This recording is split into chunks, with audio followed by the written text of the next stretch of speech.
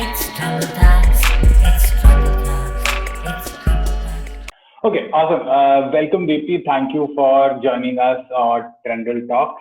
This is our first episode, and we are really glad that you are here Thank with us. you. So, Thank the you. topic that we've chosen to talk about today is change agents.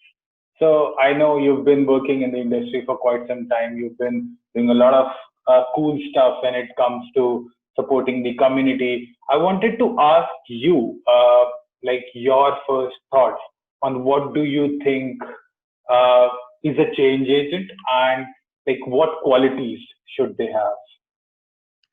I guess, and that's a guess because everyone can have their own definition. But I feel change agents are the people, by just being with them, you realize that you too have a lot of dreams and aspirations. You realize what do you want to do, what is important for you, or at least you realize that if you are not doing what you should be doing, you realize that, okay, this is missing in my life. I think those are the people. Um, for organizations, a certain kind of change is needed. For communities, a certain kind of change is needed. For families, a certain kind of change is needed.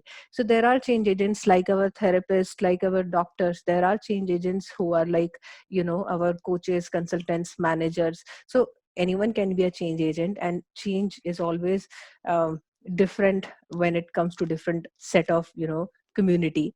And these change agents help us, in finding out what sort of changes needed, and help us in kind of creating that shift, that transformation. So yeah, so I believe Awesome. those are change agents. But the first thing So, is, yes, they make you realize what is missing, or what was needed, that kind of thing. They question it. Yeah. okay. So, talking it in terms of organizations, right? So, generally, I'm not going to like specifically delve into examples, but generally, do you feel internal change agents can bring more, you know, like volume of effectiveness whenever there is a change that is being implemented, or do you feel external folks that are, have much more knowledge and are much more equipped when it comes to leading those change are more beneficial? Mm. I really like the question, and there had always been a argument about this thing, whether internal change agents are effective or the external. The consultants or the, assessment bodies, assessment companies, consultancies, they are sort of external change agents, and internal are our managers, our, you know, coaches, our trainers, which are, on payrolls of a certain organizations, who have KPIs and who have their yearly or timely assessment done. And yeah, they're given ratings and all of that. So both parties, have certain constraints. And uh, every system thrives, survives, or crashes, under constraints, the theory of constraints. So when the constraints are in favor of internal change agents, they create better results. But when it goes against them, despite being capable of creating right change, they are, they are limited. So they are restricted, so they can't. And hence, in such scenarios, external change agents create that result. So for example, you can be an awesome coach or an awesome manager or a scrum master or a trainer for the organization, and you have been creating good result. After a certain point, you hit the saturation. Your methods become limited, your methods become overused, your method become familiar. So that become a constraint. Or you have certain innovative wonderful idea, but your immediate manager uh, probably does not approve of it, or your leadership does not see value in it. And also, you don't know how to go beyond a certain level of uh, communication skill, or certain level of enrollment skill. I mean, I would just not simply say convincing, but the entire enrollment in thought process. So probably you are not able to break that, you're not able to reach. And in those scenarios, a certain external change agent, maybe he will do similar thing, he or she. But being external, being, that bias of knowing and not knowing is not there about this person, and hence that constraint is not there. And so the external change agent can create the change, and vice Sure. versa. External change agents struggle because they don't know the entire internal, Yeah. structure and ecosystem, and so they take certain amount of time to get used to, and a lot of time their strategy backfires to them only because they don't know the ecosystem. So yeah. Sure. Okay, so I've always felt, or like there's this buzzword in the industry that change is constant, right? I mean, we hear it every time at all times. Yeah. And but so I was doing some reading about it, and I read a quote which said, I think it was in one of the articles from Forbes, which said, "Change is difficult, but not doing is fatal." Is status quo really that bad? Like if somebody or one organization is doing good, do Yeah. they have to change? Like, what is status quo that bad? Okay, so agile industry, let's take example, had been going gaga about co-located team. We do PI planning in the scaled agile framework, and we talk about let's bring everyone together. When we do PI planning, we can have people ranging from say 60, 70 to even 150, Hmm. 175. Not just going for the exact number, but yeah, a range. And so that was the talk of past. Now everyone, since COVID has happened, is talking about, um, can we do it virtually? Are there effective tools? So when we do PI planning, there is a life size board, let's say as big as size of a certain wall, and so many people are involved. So how do you ensure their active participation, that their brains are actively not just engaged but also creating the outcome they are needed to? And so industries who were doing effective PI plannings, they were very happy by flying their folks in and gathering those 100, people and probably organizing their PI planning of 2 days. Sometimes they stretch it to 2.5, 3 days, and uh, they were happy doing that.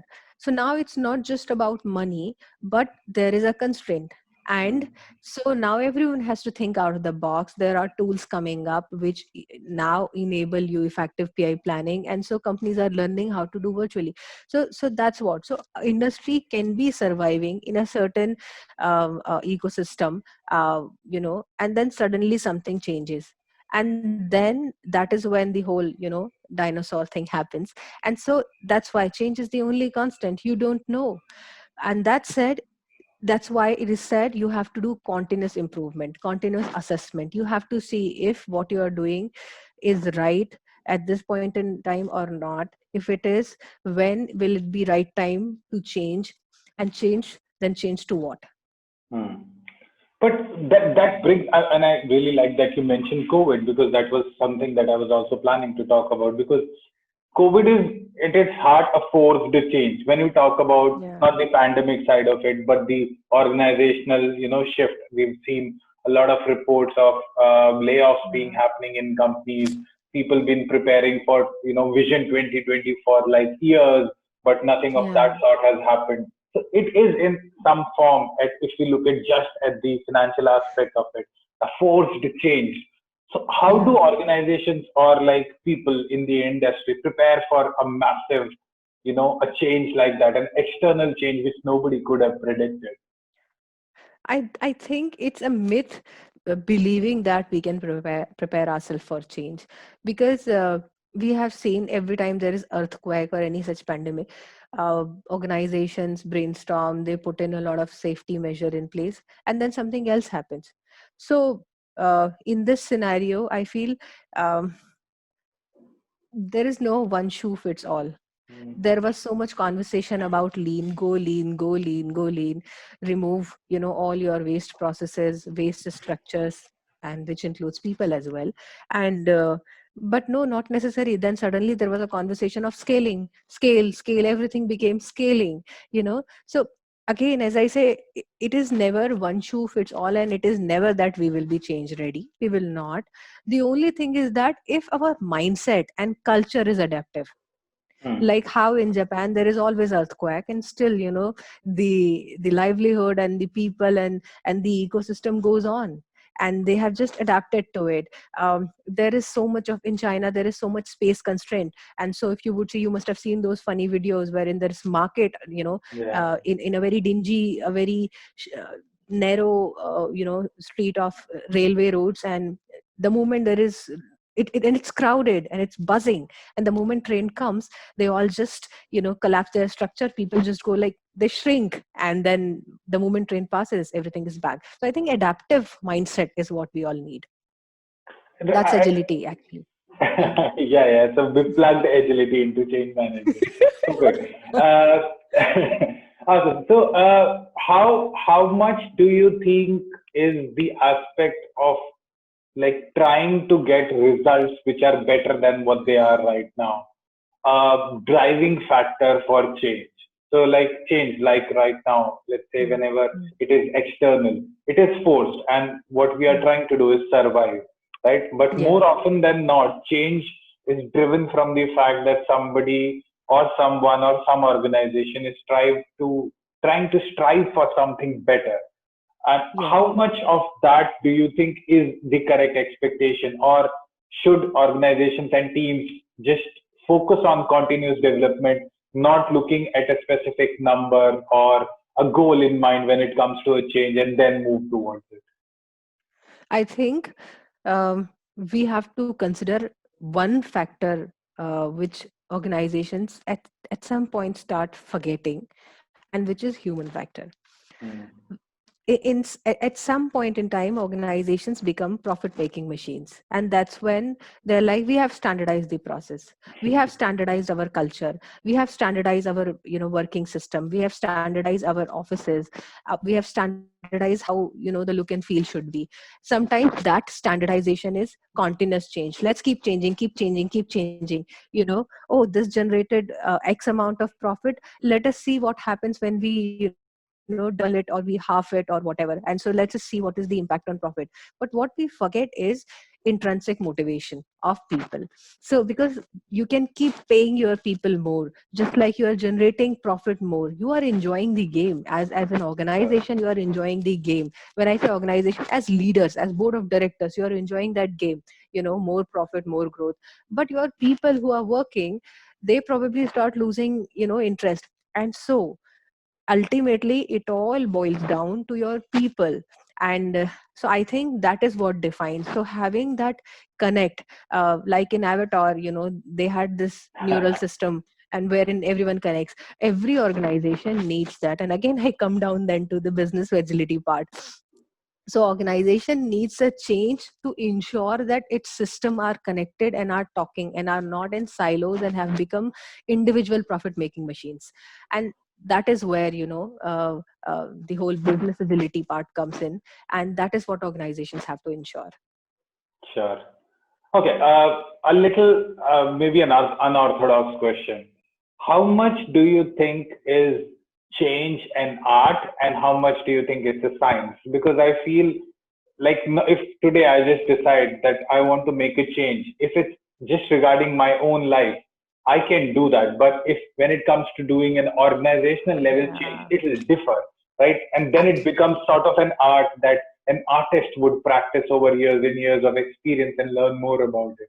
How much do you yeah. think, both of them fare in a world? Beautiful. See, art is up to the artist, definition of perfection. But science is not up to the artist. I mean, Yeah, the science is not scientist's definition of perfection. Science has a certain outcome attached to it. So science has a certain stop point. Science is more of a logical brain, wherein mm. art is, the other part. I think left or right. You know. Yeah, So yes, so art comes from passion, intrinsic motivation, the drive, wherein obviously for a scientist also it comes from the motivation and passion and drive, but he has a certain outcome to achieve. Art, the artist define the outcome. I think that's the sure. major difference, and both the elements are needed: the rational part, the outcome driven part, the proof enabled part, and the gut feeling and the belief, and the passion driven part, which more comes from art. So lovely Awesome. question. Wow. Thank you, Deepti. So you've been working as a coach or as an agile enabler in the industry for like quite some time. A 30-second career path for a technologist if he wants to move into agile, into coaching aspect. He needs to get out of the box, which means he need to getting out to meetups, conferences, events to see what's going on in industry. He need to listen to people. He need to talk to people to. Talking about change and agile, any 4 or 3 book recommendations that you would have, and why? Wow. Okay. So I would say you should actually go reading about um, Bossa Nova book, where you can actually learn about how you can bring in transformation just beyond Scrum. Because when we talk about Agile, we think of Scrum. Uh, Definitely, you have to read about Lisa Atkins, coaching book. It's a must because a change agent should know the art of coaching. And last but not the least, please read about Renee Brown, Daring Greatly. I am more focusing on last about Agile Scrum. I was more focused on coaching. I'm so sorry, but That that's about vulnerability and connecting with your subjects. So yeah. favorite technology tool. I know people criticize Jira a lot, but I must tell you, for the personal reasons and for a lot of usage, I really love it. It gives you so much space to collect all the information, display information well in a format that is relatable for everyone. I like Confluence and how it connects Confluence, Bamboo, uh, Bitbucket, and so yes, for me, the cluster of Atlassian tools. Now, I understand like gamification is one of the latest in line for tools when we talk about change management. And I know Yes. like, so the Fun Conference, which you and Agile Virgin takes care of, like just talk about Fun Conf maybe a little bit. So, see, all work and no play makes everyone a dull boy and girl, right? Um, so we wanted to create a gamification unconference, gamification event, and there is as such no gamification event, especially in agile space in India, wherein we are so high on gamifying, we are so high on innovating and being creative when we talk about change, or we talk about establishing any understanding, discovery, establishing those safe to fail experiments. And so I wanted to create that event wherein everyone brings in their serious games at work, where what you have your employee engagement sessions, you have your branding and redesigning, you have your product discovery sessions. What do? You basically try and draw and try and create something. What is that? Why don't you just simply sit on laptop and write? No, you still need your all 5 senses to work. That is what is gamification: fun, engaging, learning, loving, and the artist, the scientist together kind of thing, which you asked. So FunConf is an event where we bring in all those change agents, change creators, everyone who wants to learn how gamify employee engagement, innovation, discovery, product management, leadership. So that is all about gamification and FunConf. That's happening on 16th and 17th May this year as well, and I would want everyone to join us to experience that. Awesome. This year And it this is year we are virtual. doing it remotely, right? Yes, yeah. This year it's virtual. Last year, last two events were in person. But yeah, this year COVID forced us to innovate, gamify online. Yeah. Nice. Awesome. I would definitely be a part of it. Thank you, Deepti, so much for coming on the podcast and for being our first guest at Rundle Talks. I loved having the conversation with you. And I Sadly, because loved it totally. Beautiful questions, Sajid. I mean, thank they you so really much. made me think and express honestly. Yeah. Thank you. Thanks a lot, Sajid. You stay safe, and thanks so much for having me. I just had so much fun. Thank you. Thank you. Hey, hey.